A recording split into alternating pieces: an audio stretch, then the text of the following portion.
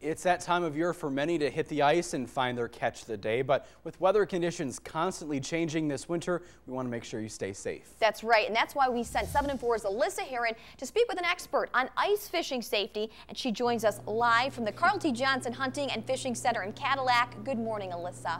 Good morning, Brennan and Melissa. I am actually inside of a ice shanty right now, but it's actually inside of the visitor center here at the DNR out in Cadillac. And joining me is interpreter Edward Shaw. Thanks for joining us this morning.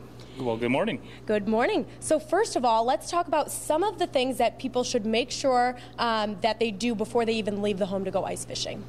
You should always tell somebody where you're going, or at least leave a note. Call around and check with other fishermen who have been out on the ice, or even check with your local bait shop, such as Pilgrim's Village or MC Sports or something like that. People who go out on the ice and fish often. Alrighty, I'm going to set this fishing pole down actually. Now, what are some of the types of things that you want to bring with you to judge how thick the ice is and if it's safe to even go out on? Well, first keep in mind that the ice may be thicker near shore, and as you go deeper, it's going to get thinner. So you always want to make sure you have a spud like this to go along with you. You want to spud a couple holes as you go out across the ice, judging how thick the ice is. Now, I say about 4 inches of ice is good, safe ice. But you want to make sure, because it might be thick in one spot and thin in another. So well-traveled areas are generally safe, but you always want to make sure and carry a spud with you so you can check it as you go. Okay, and what are some other utensils that you can use to judge the ice? You were showing me one earlier. Well, just to judge the thickness of the ice, you can always just stick the handle of your ice dipper down there just to get an idea of how thick it is. Hook this on right on the bottom of the ice in your hole, or and as far as equipment goes, or an auger works also. Auger a hole just to see how thick it is. When you're out on the ice, we have all kinds of other equipment out there.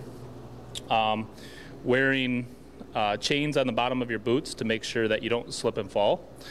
Ice picks in case you go through the ice, and you always want to carry a rope with you so you can throw it to somebody, or you can throw your rope to somebody to make sure if you do go through, you can get pulled out. Very important. Now, all of these things that you're showing me right now, all of this equipment, you also teach in a class. Now, how often do you offer these, and for what age groups? All age groups are all family-oriented, but we offer them every weekend. We have something going on, whether it's just our general fishing program or a seminar. Like this weekend, we have our youth spearing seminar.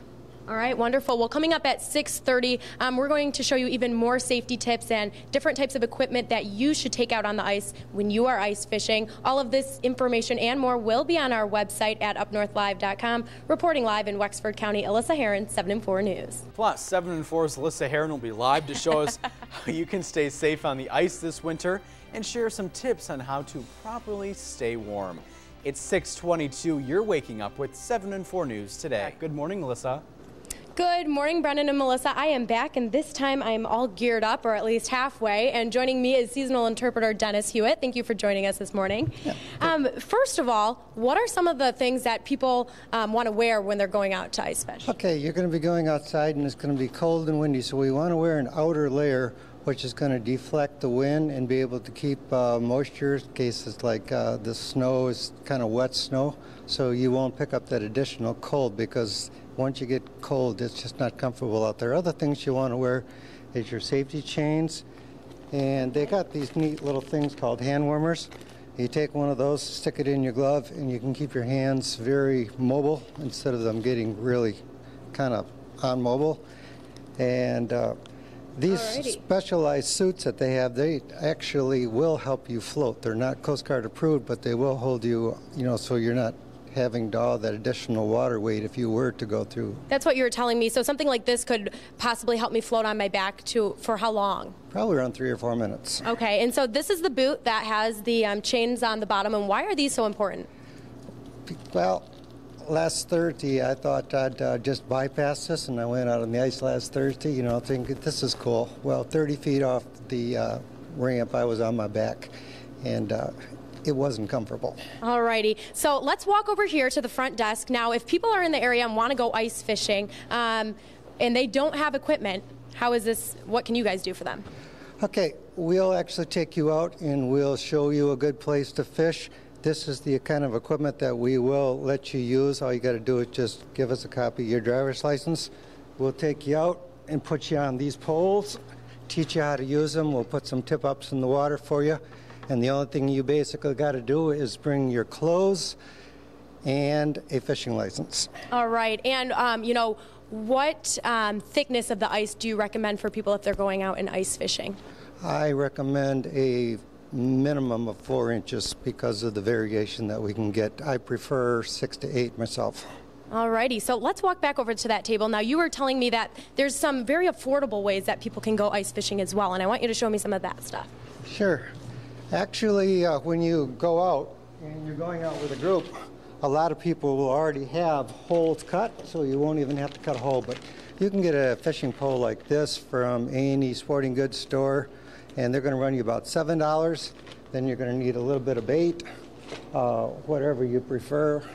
This is the preferred bait here. They're what they call spikes. I prefer both the red and the white. And basically, you're fishing. All right. Well, thank you so much. And then also, before you even leave the house, who are some people that you want to talk with? Leave a note where you're going to be at. Talk to your spouse or your significant others. Leave them a map where you're going to be fishing at and put on the points and say, I'm going to be fishing on spot number 3 today.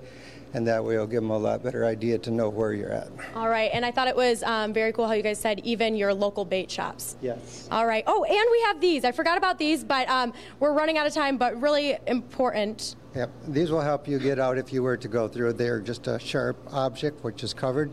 And if you go through, you can just pull your way right back up on the ice. So. All righty. Okay, well, thank you so much for joining us this morning. All of this information and more will be on our website at UpNorthLive.com. Reporting live in Wexford County, Alyssa Heron, 7 and 4 News.